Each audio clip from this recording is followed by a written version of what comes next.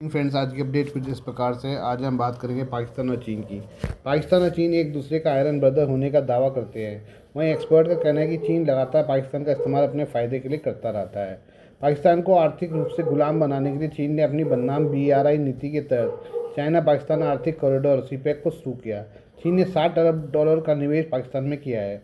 इसमें एक बड़ी धनराशि लोन है जो काफ़ी महंगे रेट पर है।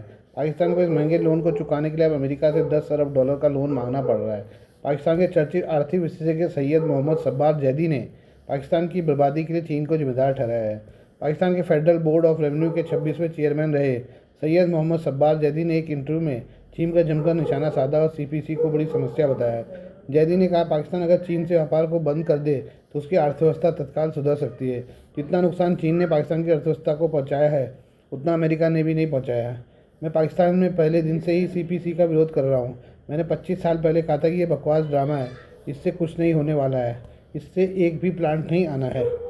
जैदी ने कहा, ग्वादर में कुछ नहीं हुआ और CPC को गेम चेंजर बताया गया, लेकिन इससे कुछ नहीं हुआ। लोगों को बेवकूफ़ बनाया गया। चीन के साथ अगर फ्री ट्रेड समझौता अगर आज बंद कर दे तो पाकिस्तान की अर्थव्यवस्था सुधर जाएगी। चीन ने सबसे महंगे पावर प्लांट लगाए हैं, इससे पाकिस्तान बर्बाद हो गया। अब उसका कर्ज चुकाना पड़ रहा है। बता दें कि पाकिस्तान अमेरिका से $10 अरब का लोन मांग रहा है ताकि विदेशी मुद्रा भंडार को बढ़ाया जा सके और चीन के महंगे CPC कर्ज को लौटाया जा सके।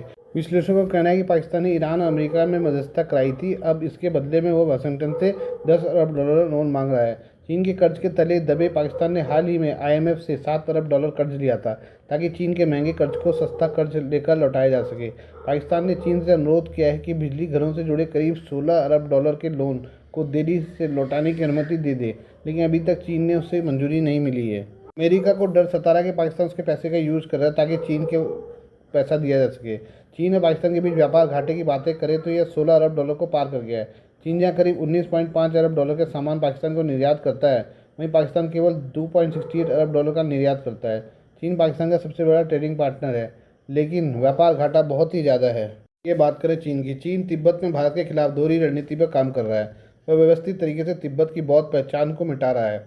इसी के साथ वह तिब्बत पर ऐसे बुनियादी ढांचों का निर्माण कर रहा है जिनका इस्तेमाल सैन्य और असैन्य दोनों रूपों में किया जा सकता है।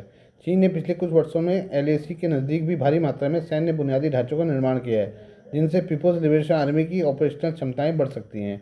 चीन की इस रणनीति का खुलासा तब हुआ है जब भारत के साथ उसके संबंध तनावपूर्ण दौर से गुजर रहे हैं। हालांकि इससे पहले से ज़्यादा नरमी देखी गई है। वहीं सेटेलाइट तस्वीरें, चश्मदीदों के बयान और चीनी सरकारी मीडिया की रिपोर्टों से पता चलता है कि चीन भारत के खिलाफ अपनी रणनीति पर तेजी से काम कर रहा है और तिब्बत में बौद्ध स्थलों को गिरा रहा है और उसके स्वरूप को भी बदलने की कोशिश कर रहा है।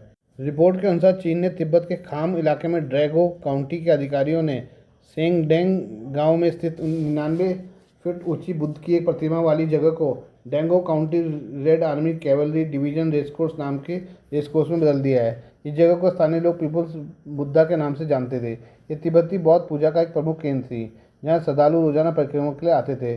चंदे से बनाई गई यह प्रतिमा चीन की सांस्कृतिक क्रांति के दौरान 1973 में आए विनाशकारी भूकंप के बाद इलाके को भूकंप से बचाने के मकसद से स्थापित की गई थी। चीन तिब्बत में भारत की सीमा से सटे इलाकों में तेजी से दोहरे उपयोग वाले इंफ्रास्ट्रक्चर का निर्माण कर रहा है। इस इंफ्रास्ट्रक्चर को पर्यटन, खेल सुविधाओं और ग्रामीण विकास के नाम पर बनाया जा रहा है। इसका मकसद भारत की सीमा पर चीनी सैनिकों, भारी हथियारों की तेजी से तैनाती और लॉजिस्टिक सहायता को बनाए रखना है। इसके अलावा तिब्बती बस्तियों को सैन्य सहायता क्षेत्रों में बदला जा रहा है, जिन्हें भारत से लगी सीमा पर संघर्ष के दौरान तेजी से सैन्य इस्तेमाल के लिए किया जा सकता है। इसके अलावा तिब्बती बच्चों को टारगेट करने वाले प्रोग्राम के जरिए सीमावर्ती इलाकों में रहने वाले लोगों का मिलिट्रीकरण किया जा रहा है। आइए बात करें भारत और रूस की। भारत और रूस द्विपक्षीय संबंधों के 80 साल पूरे होने के मौके पर नए इतिहास रचने जा रहे हैं। दोनों देश 2030 तक द्विपक्षीय व्यापार को $100 बिलियन तक पहुंचाने और 1 लाख से अधिक भारतीयों को रोजगार उपलब्ध कराने को लेकर प्रतिबद्ध है। ये जानकारी रूस में भारतीय राजदूत विनय कुमार ने एक इंटरव्यू में दिया है। भारतीय राजदूत का यह बयान तब आया जब अमेरिका रूस के साथ तेल खरीद और व्यापार के लिए भारत पर 100% टैरिफ लगाने को धमकी दे रहा है। अमेरिकी राष्ट्रपति डोनाल्ड ट्रंप ने 2025 में रूसी तेल खरीद के कारण भारत पर कुल 50% का टैरिफ लगाया था। राजदूत विनय कुमार ने कहा कि दोनों पक्ष कई क्षेत्रों को शामिल करते हुए गतिविधियों के एक व्यापक कार्यक्रम पर काम कर रहे हैं। उन्होंने दोहराया, 2027 में भारत और रूस के बीच राजनयिक संबंधों की स्थापना की 80वीं वर्षगांठ होगी और दोनों पक्ष इस अवसर के उचित आयोजन पर चर्चा कर रहे हैं।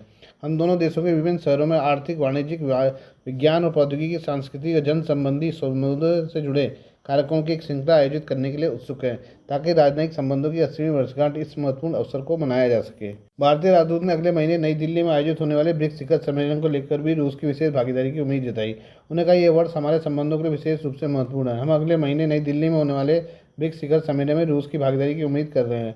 अब तक विभिन्न ब्रिक्स बैठकों में रूस की भागीदारी उच्च स्तर की रही है। ब्रिक्स के ढांचे के भीतर इस बहुपक्षीय सहयोग के साथ साथ हम अपने द्विपक्षीय सहयोग को भी सक्रिय रूप से जारी रख रहे हैं। रूस में भारत के राजदूत विनय कुमार ने यह भी कहा कि भारत और रूस 2030 तक 100 अरब अमेरिकी डॉलर के द्विपक्षीय व्यापार का महत्वाकांक्षी लक्ष्य हासिल करने की दिशा में काम कर रहे हैं। उन्होंने कुंडन कुल्लम परमाणु ऊर्जा सहित ऊर्जा सहयोग में लगातार प्रगति और रूस में कुशल भारतीय श्रमिकों के लिए रोजगार के अवसरों का जिक्र किया। उन्होंने कहा भारत के प्रधानमंत्री और रूस के राष्ट्रपति ने 2030 तक 100 अरब डॉलर का व्यापार करने का लक्ष्य रखा है। हमारा ध्यान मौजूदा क्षेत्रों में व्यापार की मात्रा बढ़ाने के साथ साथ नए क्षेत्रों की खोज पर भी है। रूस में कुशल भारतीय कामगारों की संख्या में तेजी से वृद्धि दर्ज की गई है। 2-3 साल पहले रूस में लगभग 10,000 से 15,000 भारतीय कामगार थे, जो अब बढ़कर 1 लाख से अधिक हो गए हैं। अगले कुछ वर्षों में इनकी संख्या दोगुनी से ज़्यादा होने का अनुमान है। भारत बड़े पैमाने पर कामगारों को रूस भेजने की तैयारी में है।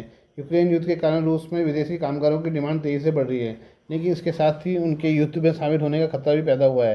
पिछले कुछ वर्षों में कई ऐसे मामले सामने आए जिनमें भारतीय कामगार और छात्रों को पैसों की लालच में यूक्रेन युद्ध में शामिल हुए थे। ये हम बात करें इसराइल की। इसराइल के प्रधानमंत्री बेंजामिन नेतन्याहू ने गुरुवार को प्रधानमंत्री नरेंद्र मोदी से फ़ोन पर बातचीत की। दोनों देशों के नेताओं ने Bharat Israel special strategic partnership में हो रही लगातार प्रगति की समीक्षा की। साथ ही दोनों देशों के परस्पर लाभ के लिए अलग अलग क्षेत्रों में आपसी सहयोग को और मजबूत करने के अपने संकल्प को दोहराया। प्रधानमंत्री कार्यालय पीएमओ ने बताया कि प्रधानमंत्री नरेंद्र मोदी को आज इसराइल के प्रधानमंत्री बेंजामिन नेतन्याहू ने फ़ोन किया था। दोनों नेताओं ने Bharat Israel specific strategic partnership में हो रही लगातार प्रगति की समीक्षा की है और दोनों देशों की आपसी फायदे के लिए अलग अलग क्षेत्रों में आपसी सहयोग को और मजबूत करने के अपने संकल्प को दोहराया। पीएमओ की तरफ से जारी बयान के मुताबिक प्रधानमंत्री नेतन्याहू और प्रधानमंत्री मोदी ने पश्चिम एशिया में हाल की घटनाओं पर बातचीत की। दोनों नेताओं ने संपर्क में बने रहने पर सहमत हुए। दोनों नेताओं की यह बातचीत पश्चिम एशिया में जारी तनाव के बीच हुई है, जहाँ संघर्ष 5 महीने से ज़्यादा समय से चल रहा है और इसका कोई स्थायी समाधान नहीं निकला है। ईरान ने गुरुवार को कहा कि वो हॉर्मुज़ स्ट्रेट को लेकर ओमान के साथ एक समझौते का मसौदा तैयार करने में अंतिम चरण में है, जबकि लेबनान में 2 इजरायली सैनिकों के मारे जाने की खबर है। Please do like, share and subscribe this channel of my news, views and analysis by Prakash.